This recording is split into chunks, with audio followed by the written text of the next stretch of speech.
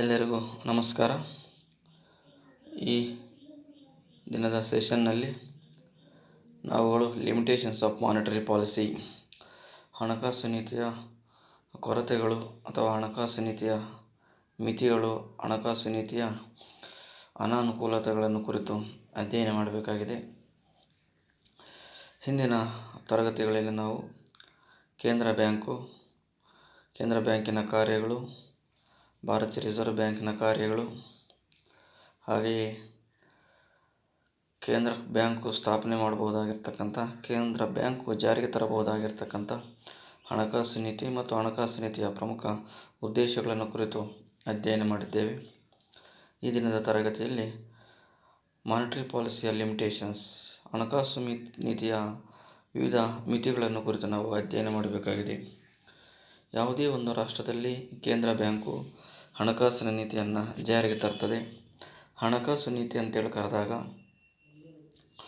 ಒಂದು ರಾಷ್ಟ್ರದ ಒಂದು ಕೇಂದ್ರ ಬ್ಯಾಂಕು ಹಣಕಾಸಿನ ಚಟುವಟಿಕೆಗಳಿಗೆ ಸಂಬಂಧಿಸಿದಂತೆ ಅಥವಾ ಹಣದ ವಿಚಾರಗಳಿಗೆ ಸಂಬಂಧಿಸಿರ್ತಕ್ಕಂಥ, ಹಣದ ನಿರ್ವಹಣೆಗೆ ಸಂಬಂಧಿಸಿರ್ತಕ್ಕಂಥ ಹಲವಾರು ಅಂಶಗಳನ್ನು ಕುರಿತು ಅಧ್ಯಯನ ಮಾಡ್ತಕ್ಕಂಥದ್ದನ್ನು ನಾವು ಹಣಕಾಸು ನೀತಿ ಅಂತೇಳಿ ಕರೆದಿರ್ತೀವಿ. ಹಣಕಾಸಿನ ವಿಚಾರಗಳು, ಅದರಲ್ಲೂ ಪ್ರಮುಖವಾಗಿ ಹಣದ ಚಲಾವಣೆಗೆ ಸಂಬಂಧಿಸಿದಂತೆ, ಬಡ್ಡಿ ದರಗಳಿಗೆ ಸಂಬಂಧಿಸಿದಂತೆ, ಹಣದ ವಿವಿಧ ರೀತಿಯಾಗಿರ್ತಕ್ಕಂಥ ಚಟುವಟಿಕೆಗಳನ್ನು ಕುರಿತು ಕೂಲಂಕುಷವಾಗಿ ಅಧ್ಯಯನ ಮಾಡ್ತಕ್ಕಂಥ ಕೇಂದ್ರ ಬ್ಯಾಂಕು ಜಾರಿಗೆ ತರತಕ್ಕಂಥ ನೀತಿಯನ್ನು ನಾವು ಹಣಕಾಸು ನೀತಿ ಅಂತೇಳಿ ಕರಿತೀವಿ. ಹಣಕಾಸು ನೀತಿ ಸಹ ತನ್ನದೇ ಆಗಿರ್ತಕ್ಕಂಥ ಕೆಲವು ಇತಿ ಮತ್ತು ಮಿತಿಗಳನ್ನು ಒಳಗೊಂಡಿರ್ತದೆ. ಅದೇನೆಲ್ಲ ಉದ್ದೇಶಗಳನ್ನು ಒಳಗೊಂಡಿದ್ದರೂ ಸಹ ಆ ಉದ್ದೇಶಗಳನ್ನು ಪರಿಪೂರ್ಣವಾಗಿ ಅದು ಸಾಧನೆ ಮಾಡಲಿಕ್ಕೆ ಅದರಿಂದ ಸಾಧ್ಯ ಆಗುವುದಿಲ್ಲ. ಅಂಥ ಸಂದರ್ಭದಲ್ಲಿ ತನ್ನದೇ ಆಗಿರ್ತಕ್ಕಂಥ ಮಿತಿಗಳಿಂದ ಉದ್ದೇಶಗಳನ್ನು ಈಡೇರಿಸಲಿಕ್ಕೆ ಸಾಧ್ಯ ಆಗಲಿಲ್ಲಪ್ಪ ಅಂತೇಳಿ ಕರೆದಾಗ ರಾಷ್ಟ್ರಗಳು ಆರ್ಥಿಕ ಅಭಿವೃದ್ಧಿಯನ್ನು ಸಾಧನೆ ಮಾಡಲಿಕ್ಕೆ ಸಾಧ್ಯ ಆಗುವುದಿಲ್ಲ, ಮೂಲಭೂತ ಸೌಕರ್ಯಗಳನ್ನು ಒದಗಿಸಿಕೊಡೋದಕ್ಕೆ ಸಾಧ್ಯ ಆಗುವುದಿಲ್ಲ, ಹಣಕಾಸಿನ ಕ್ಷೇತ್ರ ಬೆಳವಣಿಗೆ ಆಗೋದಕ್ಕೆ ಸಾಧ್ಯ ಇಲ್ಲ.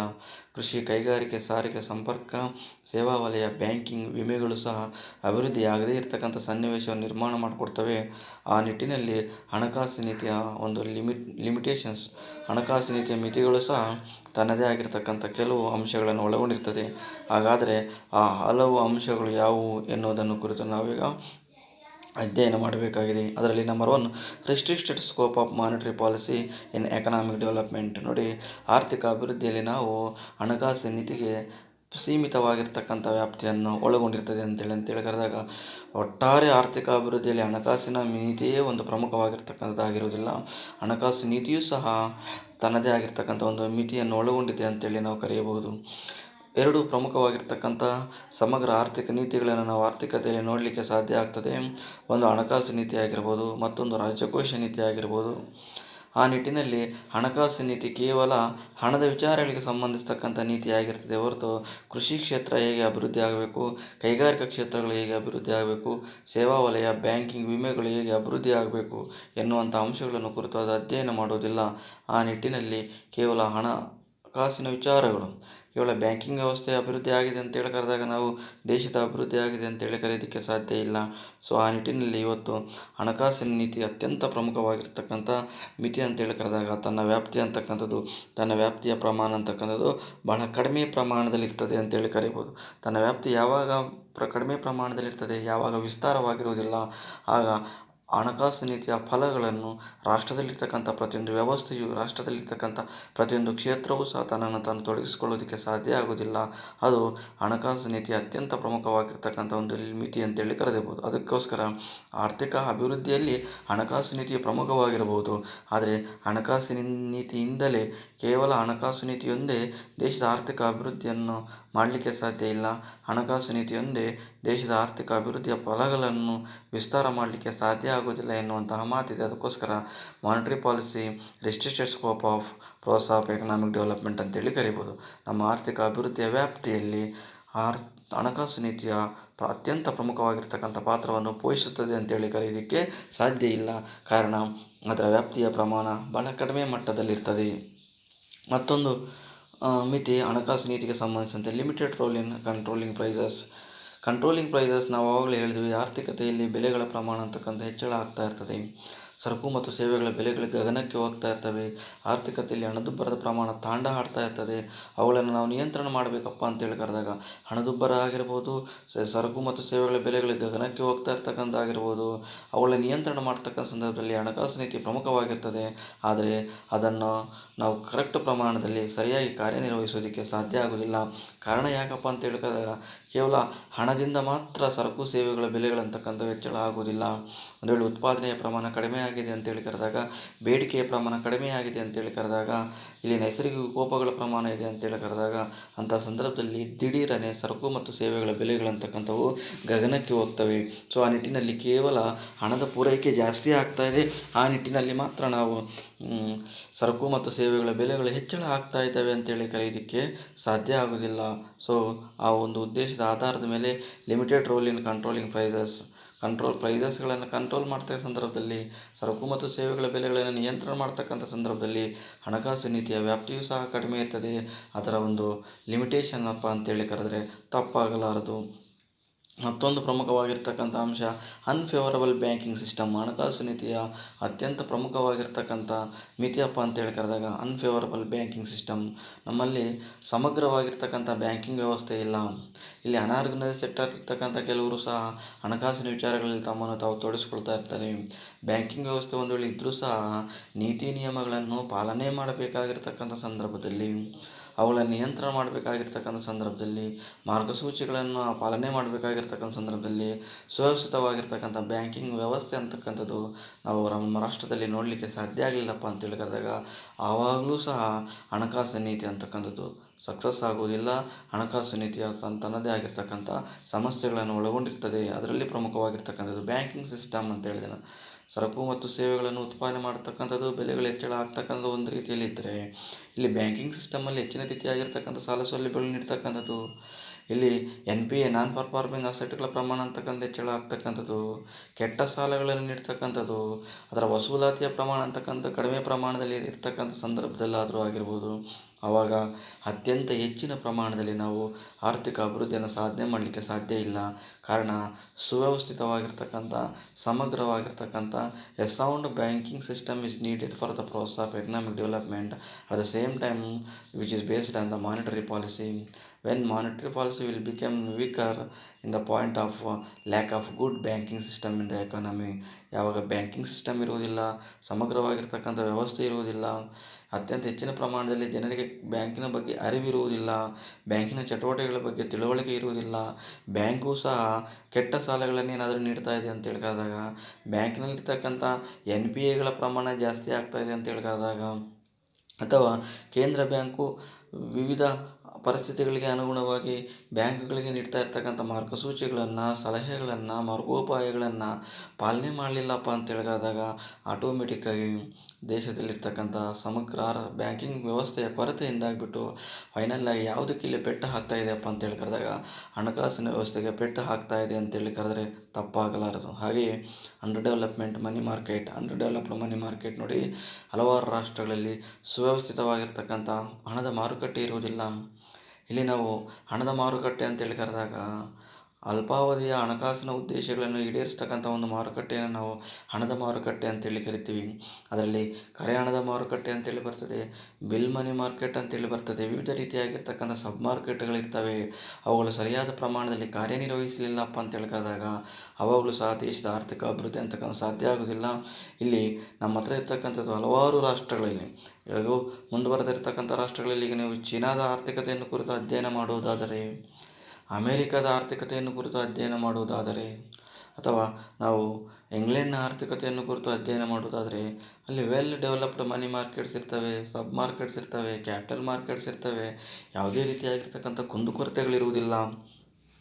ಆದರೆ ಭಾರತದಂತಹ ಅಭಿವೃದ್ಧಿ ಹೊಂದುತ್ತಾ ಇರ್ತಕ್ಕಂಥ ರಾಷ್ಟ್ರಗಳಲ್ಲಿ, ಇನ್ನೂ ಹಿಂದುಳಿದಿರ್ತಕ್ಕಂಥ ರಾಷ್ಟ್ರಗಳಲ್ಲಿ, ಈಗ ತಾನೇ ನಾವಿನ್ನೂ ಬ್ಯಾಂಕಿಂಗ್ ವ್ಯವಸ್ಥೆಯನ್ನು ಸ್ಥಾಪನೆ ಮಾಡ್ತಾ ಇರ್ತಕ್ಕಂಥ ಸಂದರ್ಭಗಳಲ್ಲಿ ನಾವು ಸುವ್ಯವಸ್ಥಿತವಾಗಿರ್ತಕ್ಕಂಥ ಹಣದ ಮಾರುಕಟ್ಟೆ ಇರುವುದಿಲ್ಲ. ದಲ್ಲಾಳಿಗಳ ಪ್ರಮಾಣ ಅಂತಕ್ಕಂಥ ಹೆಚ್ಚಳ ಆಗ್ತಾ ಇರ್ತದೆ.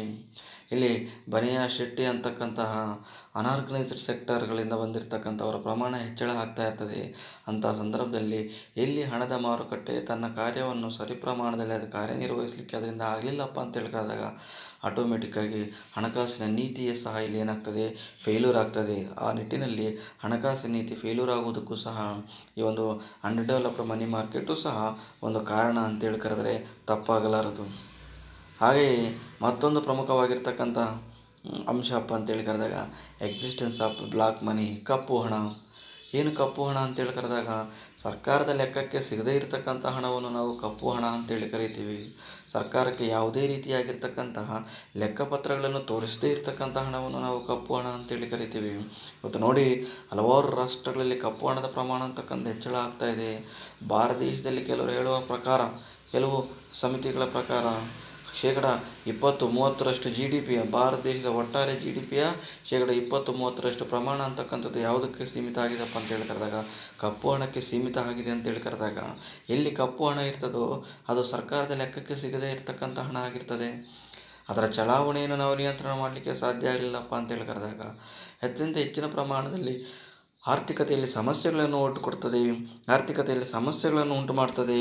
ಸೊ ಆ ನಿಟ್ಟಿನಲ್ಲಿ ಇವತ್ತು ಹಣಕಾಸಿನ ಮಾರುಕಟ್ಟೆಯನ್ನು ಫೇಲ್ಯೂರ್ ಮಾಡೋದಕ್ಕೂ ಸಹ ಬ್ಲಾಕ್ ಮನಿ ಒಂದು ಸಮಸ್ಯೆ ಆಗ್ತದೆ.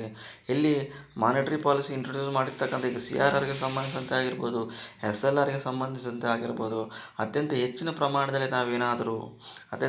ಪ್ರಮಾಣದಲ್ಲಿ ನೀತಿ ನಿಯಮಗಳನ್ನು ಜಾರಿಗೆ ತಂದರೂ ಸಹ ನಾವು ಆರ್ಥಿಕ ಪರಿಸ್ಥಿತಿ ಮತ್ತು ಹಣದುಬ್ಬರಗಳನ್ನು ಆಧಾರವಾಗಿಟ್ಟುಕೊಂಡು ಏನೇ ನೀತಿ ನಿಯಮಗಳನ್ನು ಜಾರಿಗೆ ತಂದರೂ ಸಹ ಆರ್ಥಿಕತೆಯಲ್ಲಿ ಕಪ್ಪು ಹಣ ಇದೆ ಅಂತೇಳಿ ಕರೆದಾಗ 100% ನಾವು ಅವುಗಳನ್ನು ಕಾಂಬ್ಯಾಟ್ ಮಾಡಲಿಕ್ಕೆ ಸಾಧ್ಯ ಇಲ್ಲ.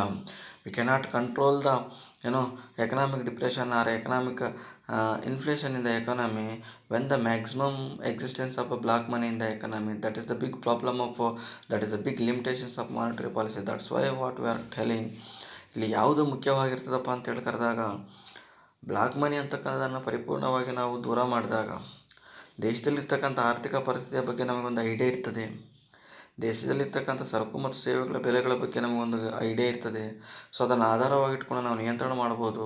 ಸೊ ಎಲ್ಲಿ ಕಪ್ಪು ಹಣದ ಪ್ರಮಾಣ ಹೆಚ್ಚಳ ಆಗಿರ್ತದೆ, ಎಲ್ಲಿ ವರದಿಯಾಗದ ಆರ್ಥಿಕ ವ್ಯವಸ್ಥೆ ಅಂತಕ್ಕಂಥ ಹೆಚ್ಚಳವಾಗಿರ್ತದೆ, ಎಲ್ಲಿ ಸರ್ಕಾರಕ್ಕೆ ಲೆಕ್ಕಕ್ಕೆ ಸಿಗದೇ ಇರತಕ್ಕಂಥ ಹಣದ ಪ್ರಮಾಣ ಹೆಚ್ಚಳವಾಗಿರ್ತದೆ, ಎಲ್ಲಿ ಸಮಾನಾಂತರ ಆರ್ಥಿಕ ವ್ಯವಸ್ಥೆ ಹೆಚ್ಚಳವಾಗಿರ್ತದೆ, ಎಲ್ಲಿ ಕಪ್ಪು ಹಣವನ್ನು ನಾವು ಹೂಡಿಕೆ ಅವುಗಳನ್ನು ಹೊರಗಡೆ ತರೋದಕ್ಕೆ ಸಾಧ್ಯ ಆಗಿಲ್ಲ ಅಂತಕ್ಕಂಥ ಪ್ರಮಾಣ ಹೆಚ್ಚಳ ಮಟ್ಟದಲ್ಲಿರ್ತದೆ, ಅಲ್ಲಿ ನಾವು ಹಣಕಾಸಿನ ನೀತಿಯ ಫೇಲ್ಯೂರ್ ಆಗಿದೆ ಅಂತೇಳಿ ಕರೆದರೆ ತಪ್ಪಾಗಲಾರದು. ಸೊ ಆ ನಿಟ್ಟಿನಲ್ಲಿ ಹಣಕಾಸು ನೀತಿಯ ಒಂದು ಪ್ರಮುಖವಾಗಿರ್ತಕ್ಕಂಥ ಮಿತಿಯಾಗಿರ್ತದೆ.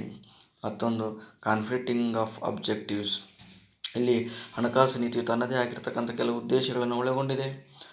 ಆ ಉದ್ದೇಶಗಳನ್ನು ಈಡೇರಿಸ್ತಕ್ಕಂಥ ಸಂದರ್ಭದಲ್ಲಿ ಆ ಉದ್ದೇಶಗಳ ನಡುವೆಯೇ ಸಂಘರ್ಷಗಳಂತಕ್ಕಂಥ ಉಂಟಾಗ್ತವೆ. ಒಂದು ಕಡೆ ನಾವು ಆರ್ಥಿಕ ಮುಗ್ಗಟ್ಟನ್ನು ಹೋಗಲಾಡಿಸ್ಬೇಕಪ್ಪ ಅಂತೇಳಿ ಕರೆದಾಗ ಸಾಲದ ಪ್ರಮಾಣ ಅಂತಕ್ಕಂಥ ಹೆಚ್ಚಳ ಮಾಡ್ತೀವಿ. ಆರ್ಥಿಕತೆಯಲ್ಲಿ ಸಾಲದ ಪ್ರಮಾಣ ಹೆಚ್ಚಳ ಆಗಿದೆಪ್ಪ ಅಂತೇಳಿ ಕರೆದಾಗ ಆರ್ಥಿಕತೆಯಲ್ಲಿ ಹಣದ ಪ್ರಮಾಣ ಹೆಚ್ಚಳ ಆಗ್ತದೆ, ಹಣದುಬ್ಬರ ಅಂತಕ್ಕಂಥ ಉಂಟಾಗ್ತದೆ.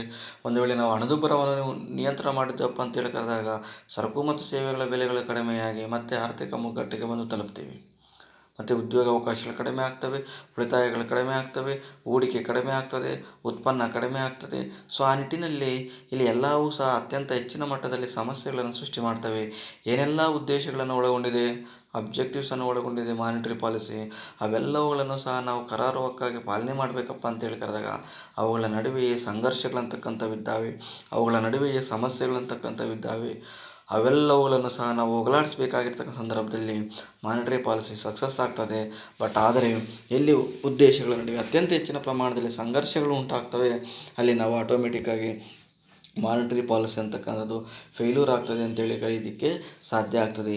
ಮತ್ತೊಂದು ಪ್ರಮುಖವಾಗಿರ್ತಕ್ಕಂಥ ಅಂಶ influence of non monetary factors. ನೋಡಿ, ಹಣಕಾಸು ನೀತಿಯ ಮೇಲೆ ಕೇವಲ ಹಣದ ವಿಚಾರಗಳು ಮಾತ್ರ ಅಲ್ಲಿ ಅದರ ಮೇಲೆ ಪ್ರಭಾವ ಬೀರುವುದಿಲ್ಲ.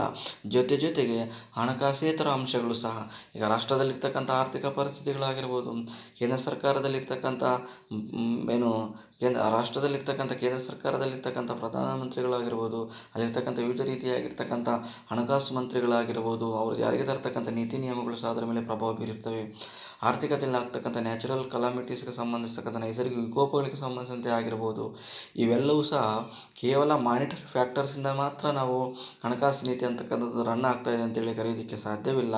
ಅದರ ಜೊತೆಗೆ ಮಾನಿಟರಿ ಪಾಲಿಸಿಯ ಜೊತೆಗೆ ಹಲವಾರು ಲೆಕ್ಕಕ್ಕೆ ಸಿಗದೇ ಇರತಕ್ಕಂಥ ಹಣಕಾಸೇತರ ಅಂಶಗಳು ಸಹ ಹಣಕಾಸು ನೀತಿಯನ್ನು ಮಿತಿಗೆ ಒಳಪಡಿಸ್ತಾ ಇದ್ದಾವೆ, ಹಣಕಾಸು ನೀತಿಯನ್ನು ಫೇಲ್ಯೂರ್ ಮಾಡ್ತಾ ಇದ್ದೇವೆ ಅಂತೇಳಿ ಕರೆದರೆ ತಪ್ಪಾಗಲಾರದು. ಆ ನಿಟ್ಟಿನಲ್ಲಿ ಅದಕ್ಕೆ ಹೇಳಿರ್ತಕ್ಕಂಥದ್ದು ಮಾನಿಟರಿ ಪಾಲಿಸಿ ಅಂತಕ್ಕಂಥ ಕೇವಲ ಹಣದ ಚಟುವಟಿಕೆಗಳನ್ನು ಜಾರಿಗೆ ತಂದರೂ ಸಹ ಅತ್ಯಂತ ಹೆಚ್ಚಿನ ಮಟ್ಟದಲ್ಲಿ ಹಣಕಾಸೇತರ ಅಂಶಗಳು ಸಹ ಅದರ ಮೇಲೆ ಪ್ರಭಾವ ಬೀರ್ತವೆ. ಕೃಷಿ ಆಗಿರ್ಬೋದು, ಕೈಗಾರಿಕೆ ಆಗಿರ್ಬೋದು, ಸೇವಾ ವಲಯಕ್ಕೆ ಸಂಬಂಧಿಸ್ತಕ್ಕಂಥ ವಿಚಾರಗಳಾಗಿರ್ಬೋದು, ಇವೆಲ್ಲವುಗಳು ಸಹ ಅತ್ಯಂತ ಹೆಚ್ಚಿನ ಪ್ರಮಾಣದಲ್ಲಿ ಅವುಗಳ ಮೇಲೆ ಪ್ರಭಾವ ಬೀರ್ತಕ್ಕಂಥ ಸಂದರ್ಭದಲ್ಲಿ ನಾವು ನೈಜವಾಗಿರ್ತಕ್ಕಂಥ ಹಣಕಾಸು ನೀತಿಯನ್ನು ನಾವು ಜಾರಿಗೆ ತರಲಿಕ್ಕೆ ಸಾಧ್ಯ ಆಗೋದಿಲ್ಲ. ಅಂಥ ಸಂದರ್ಭದಲ್ಲಿ ನಮಗೆ ಹಣಕಾಸು ನೀತಿ ಅಂತಕ್ಕಂಥದ್ದನ್ನು ನಾವು ಫೇಲ್ಯೂರ್ ಆಗ್ತದೆ, ಹಣಕಾಸು ನೀತಿಯನ್ನು ನಾವು ಜಾರಿಗೆ ತರಲಿಕ್ಕೆ ಸಾಧ್ಯ ಇಲ್ಲ ಅಂತಕ್ಕಂಥ ಲಕ್ಷಣಗಳು ಸಹ ಅತ್ಯಂತ ಹೆಚ್ಚಿನ ಪ್ರಮಾಣದಲ್ಲಿ ಕಂಡುಬರ್ತವೆ. ಮತ್ತೊಂದು ಪ್ರಮುಖವಾಗಿರ್ತಕ್ಕಂಥ ಅಂಶ ಲಿಮಿಟೇಷನ್ಸ್ ಆಫ್ ಮಾನಿಟರಿ ಇನ್ಸ್ಟ್ರೂಮೆಂಟ್ಸ್. ನೋಡಿ, ಈ ಇನ್ಸ್ಟ್ರೂಮೆಂಟ್ಸ್ಗೆ ಸಂಬಂಧಿಸಿದಂತೆ ಮಾತನಾಡ್ತಕ್ಕಂಥ ಸಂದರ್ಭದಲ್ಲಿ ಹಣಕಾಸು ನೀತಿಯು ತನ್ನದೇ ಆಗಿರ್ತಕ್ಕಂಥ ಕೆಲವು ಪರಿಕರಗಳನ್ನು ಒಳಗೊಂಡಿದೆ ಅಥವಾ ಪರಿಕಲ್ಪನೆಗಳನ್ನು ಒಳಗೊಂಡಿದೆ. ಅದರಲ್ಲೂ ಸಹ ನಾವು ಪ್ರಮುಖವಾಗಿ CRR ಅಂತೇಳಿ ಮಾತನಾಡ್ತೀವಿ, cash reserve ratio, bank rate ಅಂತೇಳಿ ಮಾತನಾಡ್ತೀವಿ, SLR ಅಂತೇಳಿ ಮಾತನಾಡ್ತೀವಿ, ಸ್ಟ್ಯಾಚ್ಯುಟರಿ ಲಿಕ್ವಿಡಿಟಿ ರೇಷಿಯೋ ಆಗಿರ್ಬೋದು, ರಿಪೋ ರೇಟ್ ಆಗಿರ್ಬೋದು, ರಿವರ್ಸ್ ರಿಪೋ ರೇಟ್ಗಳಾಗಿರ್ಬೋದು, ಲಿಕ್ವಿಡಿಟಿ ಅಡ್ಜಸ್ಟ್ಮೆಂಟ್ ಫೆಸಿಲಿಟಿ ಆಗಿರ್ಬೋದು, ಮಾರ್ಜಿನಲ್ ಸ್ಟ್ಯಾಂಡಿಂಗ್ ಫೆಸಿಲಿಟಿ ಆಗಿರ್ಬೋದು, ಇವೆಲ್ಲವುಗಳು ಸಹ ಪರಿಕರಗಳ ಪ್ರಮಾಣ ಏನಾಗಿತ್ತಪ್ಪ ಅಂತೇಳಿ ಕರೆದಾಗ ಮುಂದುವರೆದ ರಾಷ್ಟ್ರಗಳಲ್ಲಿ ಇದ್ದಂತಹ ಪರಿಕಲ್ಪನೆಗಳು ನಮ್ಮ ದೇಶಗಳಲ್ಲಿ ಬಹಳ ಕಡಿಮೆ ಪ್ರಮಾಣದಲ್ಲಿರ್ತದೆ. ಹಿಂದುಳಿದಿರ್ತಕ್ಕಂಥ ರಾಷ್ಟ್ರಗಳಲ್ಲಿ ಮತ್ತು ಅಭಿವೃದ್ಧಿವಂತ ಇರ್ತಕ್ಕಂಥ ರಾಷ್ಟ್ರಗಳಲ್ಲಿ ಅವುಗಳ ಪ್ರಮಾಣ ಬಹಳ ಕಡಿಮೆ ಇರ್ತದೆ. ಸೊ ಆ ನಿಟ್ಟಿನಲ್ಲಿ ನಾವೇನು ಮಾಡಬೇಕಪ್ಪ ಅಂತೇಳಿ ಕರೆದಾಗ ಎಲ್ಲಿ ಇನ್ಸ್ಟ್ರೂಮೆಂಟ್ಸ್ಗಳ ಪ್ರಮಾಣ ಕಡಿಮೆ ಇರ್ತದೆ, ಎಲ್ಲಿ ಪರಿಕರಗಳ ಪ್ರಮಾಣ ಕಡಿಮೆ ಇರ್ತದೆ, ನಾವು ಅಲ್ಲಿ ಮಾನಿಟರಿ ಪಾಲಿಸಿ ಅಂತಕ್ಕಂಥದ್ದನ್ನು ನಾವು ಸಕ್ಸಸ್ ಮಾಡಲಿಕ್ಕೆ ಸಾಧ್ಯ ಇಲ್ಲ. ಅದಕ್ಕೆ ಅತ್ಯಂತ ಹೆಚ್ಚಿನ ಪ್ರಮಾಣದಲ್ಲಿ ಸಮಗ್ರವಾಗಿರ್ತಕ್ಕಂಥ ಮತ್ತು ಸುವ್ಯವಸ್ಥಿತವಾಗಿರ್ತಕ್ಕಂಥ ಯಾವುದಾದ್ರೂ ಒಂದು ಪರಿಕರ ಇದೆಯಪ್ಪ ಅಂತೇಳಿ ಕರೆದಾಗ ಅದು ಸಕ್ಸಸ್ ಆಗ್ತಾರೆ. ಕೇವಲ ನಾವು ಮುಕ್ತ ಮಾರುಕಟ್ಟೆ ಕಾರ್ಯಾಚರಣೆಯಿಂದ ಆಗಿಬಿಟ್ಟು ನಾವು ಮಾನಿಟರಿ ಪಾಲಿಸಿಯನ್ನು ಇಂಟ್ರೊಡ್ಯೂಸ್ ಮಾಡಲಿಕ್ಕೆ ಸಾಧ್ಯ ಆಗೋದಿಲ್ಲ. ಕೇವಲ ಕೆಲವು ಅಂಶಗಳ ಆಧಾರವನ್ನಿಟ್ಟುಕೊಂಡು ಕೆಲವು ಅಂಶಗಳ ಆಧಾರದ ಮೇಲೆ ನಾವು ಮಾನಿಟರಿ ಪಾಲಿಸಿಯನ್ನು ರನ್ ಮಾಡಲಿಕ್ಕೆ ಸಾಧ್ಯ ಆಗೋದಿಲ್ಲ. ಅಂಥ ಸಂದರ್ಭದಲ್ಲಿ ಮಾನಿಟರಿ ಪಾಲಿಸಿ ಏನಾಗ್ತದಪ್ಪ ಅಂತೇಳಿ ಕರೆದಾಗ ಇಲ್ಲಿ ಫೇಲ್ಯೂರ್ ಆಗ್ತದೆ ಅಂತೇಳಿ ಕರೆದರೆ ತಪ್ಪಾಗಲಾರದು. ಮತ್ತೊಂದು ಪ್ರಮುಖವಾಗಿರ್ತಕ್ಕಂಥ ಅಂಶ control of depression may not possible. ಹಣಕಾಸು ನೀತಿಯಿಂದಲೇ ನಾವು ಆರ್ಥಿಕ ಮುಗ್ಗಟ್ಟನ್ನು ನಿವಾರಣೆ ಮಾಡ್ತೀವಿ ಅಂತೇಳಿ ಕರೆಯೋದಕ್ಕೆ ಸಾಧ್ಯ ಆಗೋದಿಲ್ಲ. ಅದು ಒಂದು ಪರಿಕಲ್ಪನೆ ಆಗಿರ್ಬೋದು, ಅದು ಒಂದು ವಿಧಾನ ಆಗಿರ್ಬೋದು. ಕಾರಣ ಆರ್ಥಿಕ ಮುಗ್ಗಟ್ಟು ಅಂತೇಳಿ ಕರೆದಾಗ ಕೇವಲ ಹಣಕಾಸಿನ ವಿಚಾರಗಳಿಗೆ ಸಂಬಂಧಿಸ್ತಕ್ಕಂಥ ಮುಗ್ಗಟ್ಟು ಆಗಿರುವುದಿಲ್ಲ.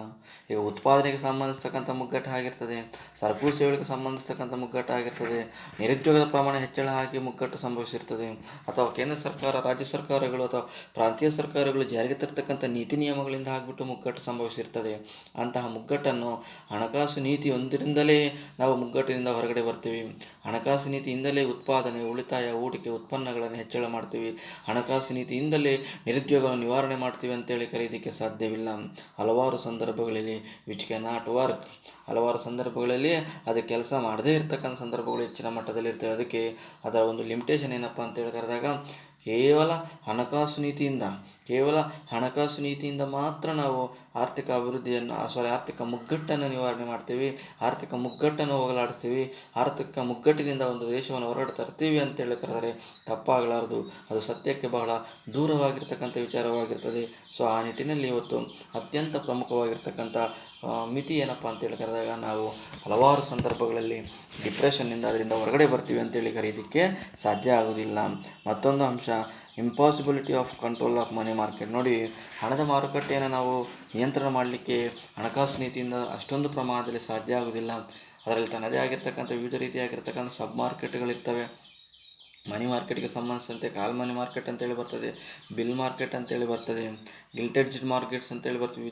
Variety types of markets are there under the money market. So we cannot control the money market on the base of central bank or on the base of monetary policy. That is also one of the big problem of process of economic development ಅಂತೇಳಿ ಕರಿಬೋದು.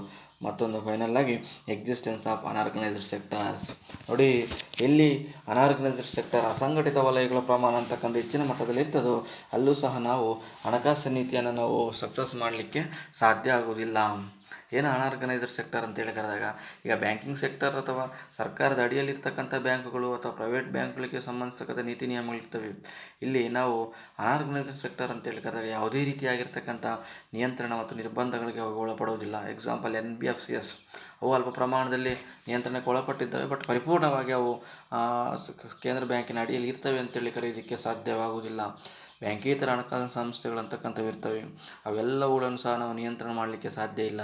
ಅವು ಕೇಂದ್ರ ಬ್ಯಾಂಕಿನಿಂದ ಹೊರಗಡೆ ಇರ್ತವೆ. ಅವು ತನ್ನದೇ ರೀತಿಯಾಗಿರ್ತಕ್ಕಂಥ ನಿಯಂತ್ರಣ ಮತ್ತು ನಿರ್ಬಂಧಗಳಿಗೆ ಅದು ಒಳಪಡುವುದಿಲ್ಲ. ಮುಕ್ತವಾಗಿರ್ತಕ್ಕಂಥ ನೀತಿ ನಿಯಮಗಳನ್ನು ನಾವು ಜಾರಿಗೆ ತರ್ತಾ ಇರ್ತವೆ. ಅವು ದೇಶದ ಆರ್ಥಿಕತೆಗೆ ಪೂರಕವಾಗಿರ್ತವೆ ಅಂತೇಳಿ ಕರೆಯೋದಕ್ಕೆ ಸಾಧ್ಯ ಆಗೋದಿಲ್ಲ. ಸೊ ಆ ನಿಟ್ಟಿನಲ್ಲಿ ಇವತ್ತು ನಾವು ಏನು ಮಾನಿಟರಿ ಪಾಲಿಸಿ ಇದೆ, ಆ ಮಾನಿಟರಿ ಪಾಲಿಸಿ ಯಾಕೆ ಫೇಲ್ಯೂರ್ ಆಗ್ತಾ ಇದೆಯಪ್ಪ ಅಂತೇಳಿ ಕರೆದಾಗ, one of the main reason is nothing but existence of unorganised sector. So ಇವೆಲ್ಲವುಗಳನ್ನು ಸಹ ನಾವು ಒಟ್ಟಾರೆಯಾಗಿ ಏನಂತೇಳಿ ಕರಿತೀವಿ, limitations of the monetary policy. ಈ ಎಲ್ಲ ಅಂಶಗಳನ್ನು ಸಹ ನಾವು ಆರ್ಥಿಕ ಅಭಿವೃದ್ಧಿಯಲ್ಲಿ ಕಂಡಂಥ ಸಂದರ್ಭದಲ್ಲಿ, ಈ ಎಲ್ಲ ಅಂಶಗಳನ್ನು ಸಹ ನಾವು ಆರ್ಥಿಕತೆಯಲ್ಲಿ ಕಂಡಂಥ ಸಂದರ್ಭದಲ್ಲಿ ಅವೆಲ್ಲವೂ ಸಹ ಹಣಕಾಸು ನೀತಿಯ ಮಿತಿಗಳೇ ಆಗಿರ್ತವೆ. ಅದಕ್ಕೆ ಹಣಕಾಸು ನೀತಿ ಸಮಗ್ರವಾಗಿದ್ದಾಗ, ಹಣಕಾಸಿನ ನೀತಿಯ ಸಕ್ಸಸ್ ಆಗಬೇಕಪ್ಪ ಅಂತೇಳಿ ಕರೆದಾಗ ಮಿತಿಗಳ ಪ್ರಮಾಣ ಅಂತಕ್ಕಂಥ ಬಹಳ ಕಡಿಮೆ ಮಟ್ಟದಲ್ಲಿರಬೇಕು. ಅದಕ್ಕೋಸ್ಕರ ಕೇಂದ್ರ ಬ್ಯಾಂಕ್ ಏನೆಲ್ಲ ನೀತಿ ನಿಯಮಗಳನ್ನು ಹಣಕಾಸು ನೀತಿಯಲ್ಲಿ ಜಾರಿಗೆ ತಂದರೂ ಸಹ ಯಾವಾಗಲೂ ಸಕ್ಸಸ್ ಆಗ್ತವೆ ಅಂತೇಳಿ ಕರೆಯೋದಕ್ಕೆ ಸಾಧ್ಯ ಇಲ್ಲ, ಯಾವಾಗಲೂ ಫೇಲ್ಯೂರ್ ಆಗ್ತವೆ ಅಂತೇಳಿ ಕರೆಯೋದಕ್ಕೂ ಸಹ ಸಾಧ್ಯವಿಲ್ಲ. ಹಲವಾರು ಸಂದರ್ಭಗಳಲ್ಲಿ ಅವು ಸಕ್ಸಸ್ ಆಗ್ತವೆ ಮತ್ತು ಕೆಲವು ಸಂದರ್ಭಗಳಲ್ಲಿ ಅವು ಫೇಲ್ಯೂರ್ ಆಗ್ತವೆ. ಸೊ ಆ ನಿಟ್ಟಿನಲ್ಲಿ ಇವತ್ತು ಕೇಂದ್ರ ಬ್ಯಾಂಕಿನ ಹಣಕಾಸಿನ ನೀತಿ ಈ ಎಲ್ಲವುಗಳನ್ನು ಸಹ ಮಿತಿಗಳನ್ನು ಒಳಗೊಂಡಿದ್ದರೂ ಸಹ, in spite of all its limitations, monetary policy is a good policy in the economy to upliftment of the process of economic development, to provide the employment opportunity to the poor people, at the same time to increase the standard of living of the people, at the same time to control the maldistribution of income between the people, or to combat the gap between rich and poor. Monetary policy is the best policy in the economy. That's why we call monetary policy is nothing but a macro policy which cannot related to the particular sectors, which cannot related to what we call particular system. ಯಾವುದೋ ಒಂದು ನಿರ್ದಿಷ್ಟವಾಗಿರ್ತಕ್ಕಂಥ ಪದ್ಧತಿಗೆ ಅನುಗುಣವಾಗಿ, ಯಾವುದೋ ಒಂದು ರೀತಿ ನಿರ್ದಿಷ್ಟವಾಗಿರ್ತಕ್ಕಂಥ ಸಮಸ್ಯೆಗೆ ಅನುಗುಣವಾಗಿ ಮಾತ್ರ we are not implementing the monetary policy. That's why monetary policy is existence in the macro level.